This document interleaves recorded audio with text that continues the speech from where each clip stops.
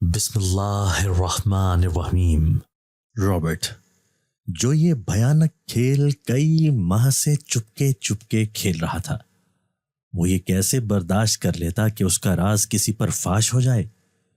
Robert کی تعریف لفظوں میں بیان کرنا مشکل بات ہوگی، مختصراً اتنا کہ وہ مردانہ وجاہت کا ایک ایسا نمونہ تھا جس کی مثال شاید ہی مل جائے۔ صنف نازک تو الگ، اس کے ہم صنف بھی اسے دیکھ کر اپنے دلوں کی دھڑکنیں ساکت ہوتی ہوئی محسوس کر سکتے تھے۔ بلا شبہ ایسے حسین و جمیل مرد کم نظر آتے ہیں۔ لارا تو پہلی نظر میں اس پر مر مٹی تھی۔ اس کی اور رابرٹ کی پہلی ملاقات ڈرامائی انداز میں ہوئی تھی۔ وہ اپنی بیمار گرینڈ مدر کو دیکھنے کے لیے اپنے قصبے میں آئی تھی اور اب اپنے شہر روانہ ہونا چاہتی تھی۔ مائی چائلڈ، تمہیں ہاسٹل پہنچتے گہری رات ہو جائے گی۔ درمیان کا راستہ سنسان ہے، بے شک تم صبح ہوتے ہی نکل پڑنا۔ بوڑھے گرینڈ فادر نے اسے ٹوکا۔ اوہ نو، یہ نہیں ہو سکتا، مجھے صبح 8 بجے دفتر پہنچنا ہے، باس کے ساتھ ایک اہم میٹنگ میں شرکت کرنی ہے۔ اس نے وال کلاک کی طرف دیکھا اور رات کے 10:15 بجے کی خبر دے رہا تھا۔ وہ اپنے ہینڈ بیگ سے کار کی چابی نکالتے ہوئے بولی، دیر ہوتی جا رہی ہے، مجھے اب نکلنا چاہیے۔ مگر بیمار گرینڈ مدر نے کچھ کہنا چاہا۔ اگر مگر کچھ نہیں، اس نے نانی کی بات کاٹتے ہوئے ان کے گلے میں باہیں ڈال دی اور اپنا دایاں گال ان کے بائیں رخسار سے چھوتی ہوئی کہنے لگی، میں چھوٹی ناسمجھ بچی نہیں ہوں جو آپ دونوں یوں خوفزدہ ہو رہے ہیں۔ مجھے اپنی حفاظت کرنی آتی ہے، اور ہاں، میں ہاسٹل پہنچتے ہی اپنی خیریت کی اطلاع کر دوں گی۔ بس آپ اپنا فون انگیج مت رکھیے گا۔ اچھا، اب خدا حافظ۔ وہ ان دونوں کو ہاتھ ہلاتی ہوئی تیزی سے کمرے سے باہر نکل گئی۔ وہ آبادی سے دور نکل چکی تھی۔ ابھی پون گھنٹے کا سفر مزید باقی تھا کہ کار کے ٹائر بری طرح چرچرائے۔ اوہ خدایا، بے ساختہ اس کے منہ سے نکلا۔ باہر نکل کر دیکھا تو کار کا ایک ٹائر پنچر ہو گیا تھا۔ اوہ، یہ تو بہت برا ہو گیا۔ وہ پریشانی سے بڑبڑائی۔ ایسے کڑے وقت میں وہ سوائے پریشان ہونے کے کیا کرتی جب اس کے پاس ایکسٹرا ٹائر بھی موجود نہیں تھا؟ بھاڑ میں جائے باس اور میٹنگ۔ مجھے گرینڈ فادر کے گھر سے واقعی نہیں نکلنا چاہیے تھا۔ اس نے خود کو لعنت و ملامت کرتے ہوئے اپنے اطراف کا جائزہ لیا۔ خوشی سے اس کی آنکھیں چمکنے لگیں۔ وہ آبادی سے کچھ فاصلے پر ہی کھڑی تھی۔ آبادی کیا تھی؟ بس 10-12 مکانات تھے۔ لارا کے خیال میں نیا آباد ہونے والا علاقہ تھا۔ مجھے ہیلپ ضرور مل جائے گی، اس نے پکے یقین سے سوچا۔ چاند پورا تو نہ تھا مگر قریب کی تاریخوں کا ضرور تھا، سو راستے میں چلنے کی کسی قسم کی دشواری اور دقت اٹھانے سے وہ بآسانی بچ گئی تھی۔ وہ بہت جلد سنسان آبادی کے علاقے میں داخل ہو گئی۔ تمام مکانات ایک دوسرے سے کافی فاصلے پر بنے ہوئے تھے۔ سبھی مکانات کی بتیاں گل تھیں سوائے 1-2 منزلہ خوبصورت مکان کے۔ مجھے اس طرف جانا چاہیے، اس نے روشنی میں نہائے مکان کو دیکھتے ہوئے خیال کیا۔ اس نے مطلوبہ جگہ پہنچ کر کال بیل بجا دی اور چند لمحوں بعد اس کی آنکھوں کے سامنے 27-28 برس کا ایک آدمی کھڑا تھا۔ لارا بری طرح ٹھٹک گئی تھی۔ وہ آدمی اس قدر خوبصورت تھا کہ وہ اپنی پلکیں جھپکانا بھول گئی، بس یکٹک اسے گھورے جا رہی تھی۔ اپنی 24 سالہ زندگی میں اس نے آج تک اتنا حسین شخص نہیں دیکھا تھا۔ فرمائیے، وہ شخص جس قدر متاثر کن شخصیت کا مالک تھا، اس کی آواز میں اسی قدر اکتاہٹ و بیزاری شامل تھی۔ لارا کے خیال میں وہ نیند سے بیدار ہونے پر چڑ گیا تھا۔ ہو سکتا ہے وہ مغرور ہو، اسے مغرور ہونا بھی چاہیے۔ لارا نے اس کی خوبصورتی کو دل میں سراہتے ہوئے سوچا، میری کار کا ٹائر پنکچر ہو گیا ہے اور اضافی ٹائر بھی میرے پاس نہیں، مجھے آپ کی مدد درکار ہے۔ آئیے اندر تشریف لائیں، اس نے ایک دفعہ شائستہ لہجے میں کہا اور ایک طرف ہو گیا۔ وہ قدرے جھجکتی ہوئی اندر داخل ہو گئی۔ کیا آپ اکیلے رہتے ہیں؟ لارا کو اور کوئی دکھائی نہیں دیا تھا۔ اس نے استفسار کیا۔ جی ہاں، اس نے مختصر جواب دیا۔ وہ اسے بڑے سے حال نما کمرے میں لے آیا جو سجاوٹ کے لحاظ سے ڈرائنگ روم معلوم ہوتا تھا۔ تشریف رکھیے، میں ابھی آتا ہوں۔ وہ اسے صوفے پر بیٹھنے کا اشارہ کرتا ہوا بولا اور کمرے سے باہر نکل گیا۔ لارا سمٹ کر صوفے پر بیٹھ گئی اور کمرے کا جائزہ لینے لگی۔ کچھ دیر بعد وہ چلا آیا۔ اس کے دائیں ہاتھ میں ایک عدد ٹائر ہونے کے علاوہ دوسرے ہاتھ میں کچھ ضروری سامان بھی تھا۔ لارا کھڑی ہو گئی اور معذرتاً خواہ لہجے میں بولی، تکلیف دینے کی معافی چاہتی ہوں۔ کوئی بات نہیں۔ وہ بڑی دلکشی سے مسکرایا تو لارا اس کی ادا پر فدا ہو گئی۔ چلیے میں ٹائر تبدیل کر دوں۔ وہ کہتا ہوا تیزی سے آگے بڑھا تو لارا نے اس کی پیروی کی۔ کچھ دیر بعد وہ نیا ٹائر لگا چکا تھا۔ لیجئے محترمہ، آپ کا کام ہو گیا ہے۔ وہ دونوں ہاتھ جھاڑتا ہوا کھڑا ہو گیا اور کار کا فرنٹ ڈور کھول دیا، جس کا مطلب تھا کہ لارا کو اپنی منزل کی جانب گامزن ہو جانا چاہیے۔ مجھے آپ سے مل کر بے حد خوشی ہوئی ہے، لارا نے ڈرائیونگ سیٹ پر براجمان ہوتے ہوئے کہا۔ وہ مسکرانے لگا۔ اور مجھے بھی۔ کیا آپ سے دوبارہ ملاقات ہو سکتی ہے؟ کیوں؟ لارا کی سانسیں خوشی سے پھولنے لگی۔ اس نے برابر والی سیٹ پر بڑا ہینڈ بیگ اٹھایا، اس میں سے ایک پین اور پاکٹ سائز ڈائری نکالی اور تیزی سے لکھنے لگی۔ یہ میرا موبائل فون نمبر ہے، آپ کا جب دل چاہے آپ مجھ سے رابطہ کر سکتے ہیں، مجھے اچھا لگے گا۔ اس نے ڈائری کا صفحہ پھاڑ کر اس کے حوالے کیا۔ ٹھیک ہے، اب جاؤ۔ یکدم اس کا لہجہ خشک ہو گیا اور وہ لمبے لمبے ڈاگ بھرتا ہوا اپنے مکان کے اندر چلا گیا۔ لارا تعجب خیز نظروں سے اسے جاتا ہوا دیکھتی رہی۔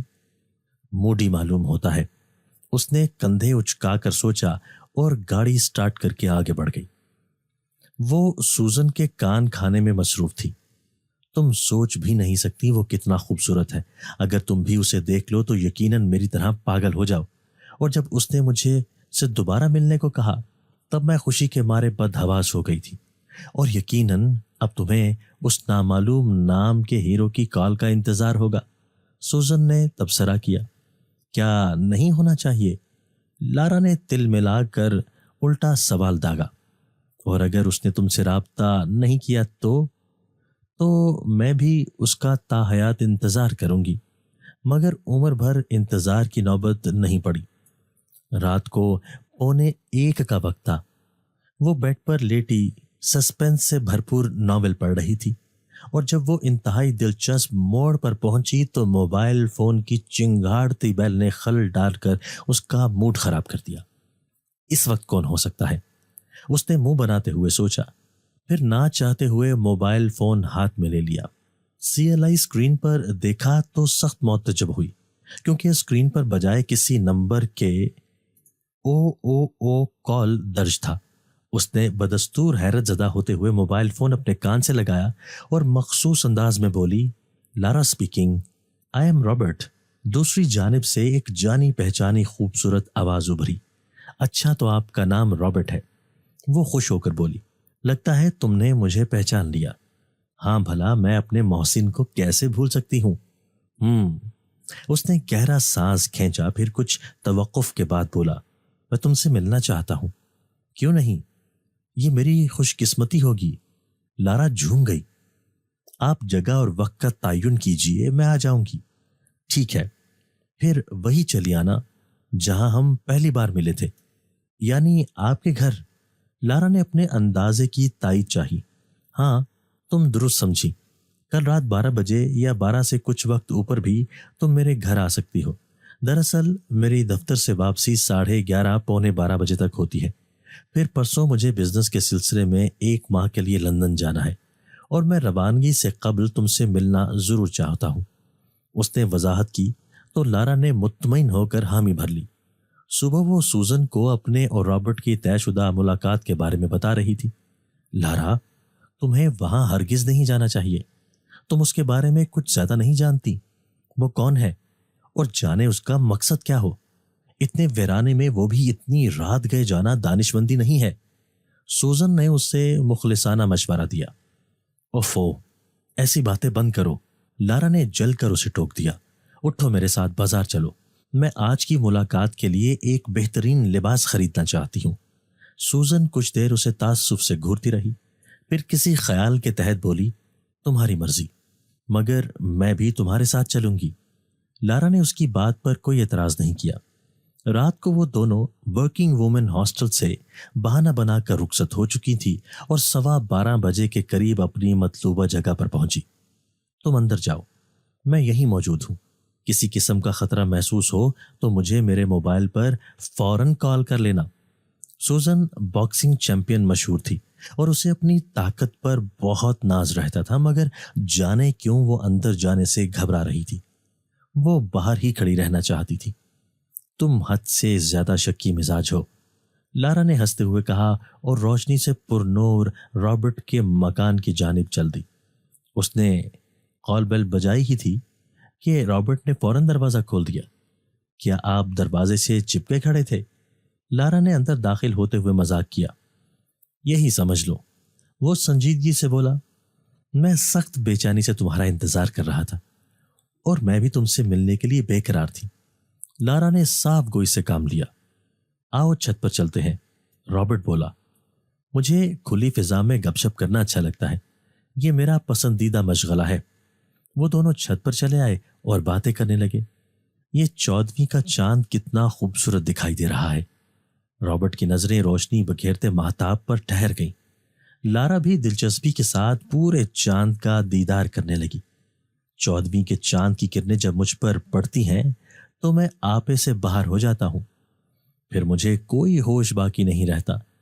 بس پھر میرے دماغ پر ایک ہی بات سوار ہو جاتی ہے۔ رابرٹ نے نظروں کا زاویہ بدلا۔ لارا کی سراہی دار گردن کی پھولی پھولی رگوں کو دیکھتے ہوئے اس نے اپنے خشک بیاں سے ہونٹوں پر زبان پھیری۔ اس کی آنکھوں میں سرخی کے ڈورے پھیلنا شروع ہو گئے۔ آگے کے دانت نوکیلے ہو کر باہر آئے۔ اس وقت اس کا خوبصورت چہرہ انتہائی خوفناک دکھائی دے رہا تھا۔ لارا اس کی مدہوش کر دینے والی آواز سننے میں اس قدر مگن تھی کہ اسے رابرٹ میں ہونے والی واضح تبدیلی کا احساس تک نہ ہوا، اور جب اس کی نظر بھیانک و وحشی رابرٹ پر پڑی تو وہ بری طرح چیختی چلی گئی۔ مکان کے سامنے کھڑی سوزن جانے کی سوچ میں غرق تھی کہ رات کے سناٹے کو توڑتی ہوئی لارا کی چیخیں اس کے کانوں سے ٹکرائیں۔ سوزن کی تمام تر حسیات بیدار ہو گئیں۔ اس نے ہاتھ میں پکڑے موبائل سے فوراً لارا کا نمبر ملایا۔ تم لارا کی حالت غیر ہو چکی تھی۔ وہ بری طرح کپ کپانے میں مصروف تھی۔ رابرٹ کا خوبصورت چہرہ اس وقت کسی خوخار بھیڑیے کی مشابہت اختیار کیے ہوئے تھا اور اس کے حلق سے غر غر کی بھیانک آوازیں نکل رہی تھی جو لارا کو مزید خوفزدہ کر رہی تھی۔ وہ اس کی سمت بڑھنے لگا اور اسی وقت لارا کا موبائل فون بج اٹھا اور لارا کے سہمے ہوئے چہرے پر قدرے اطمینان پھیل گیا۔ وہ ہاتھ میں پکڑا موبائل رابرٹ کے سامنے لہراتی ہوئی بولی، میری دوست تمہارے مکان کے سامنے کھڑی ہے، تم میرا کچھ نہیں بگاڑ سکتے ہو۔ رابرٹ نے اس کی بات کا کوئی جواب نہیں دیا، البتہ وہ ایک دہشت ناک مسکراہٹ لبوں پر لا کر رہ گیا، جس کا مطلب تھا کہ اسے کسی کی کوئی پرواہ نہیں ہے۔ لارا نے نیچے بھاگنا چاہا مگر صد افسوس کہ وہ اپنا بچاؤ نہ کر سکی۔ سوزن نے بند دروازہ بری طرح پیٹ ڈالا لیکن کوئی مثبت نتیجہ برآمد نہ ہوا۔ اس نے دیوار و دروازے کو دیکھا جو حیرت انگیز طور پر اونچے ہوتے جا رہے تھے۔ تب اس نے حاضر دماغی کا مظاہرہ کرتے ہوئے سوچا کہ آس پاس بنے کسی گھر سے مدد لینی چاہیے۔ وہ دیوانہ وار بھاگتی ہوئی ایک گھر کی طرف دوڑی۔ وہ گیٹ پیٹنے کے ساتھ ساتھ بری طرح چلا رہی تھی۔ چند لمحوں بعد ایک معمر آدمی باہر نکلا۔ اس کی آنکھیں نیند سے بند ہو رہی تھیں مگر دروازے پر اجنبی لڑکی کو دیکھ کر چونک گیا۔ کیا بات ہے، کون ہو تم لڑکی؟ اس نے سخت لہجے میں پوچھا۔ وہ ادھر، سوزن کی زبان لڑکھڑا رہی تھی۔ تم کچھ پریشان معلوم ہو رہی ہو، اندر آ جاؤ۔ معمر آدمی نے پرخلوص پیشکش کی۔ نہیں، وہ مکان آپ دیکھ رہے ہیں نا؟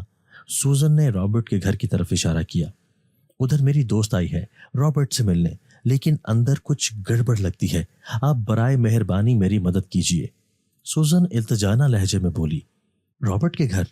وہ آدمی چونکا. مگر کیوں؟ رابرٹ کا مکان تو ایک عرصے سے قفل زدہ ہے.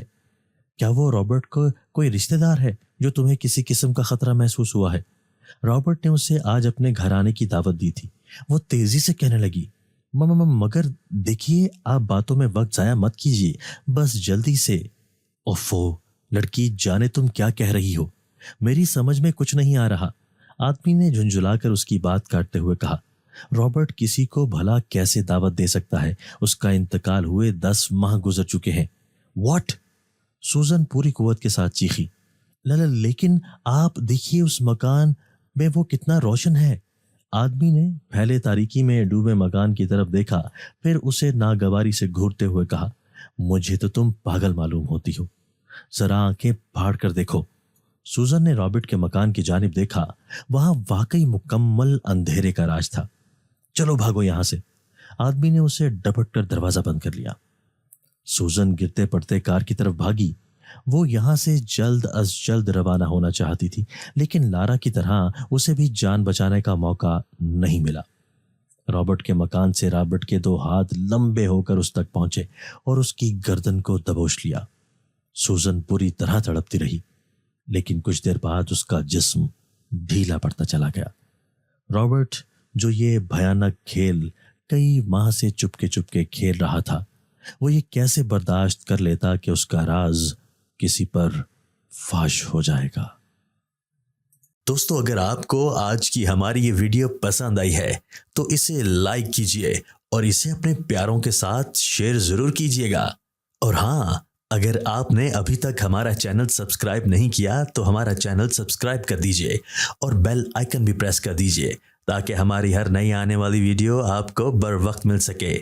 اللہ حافظ.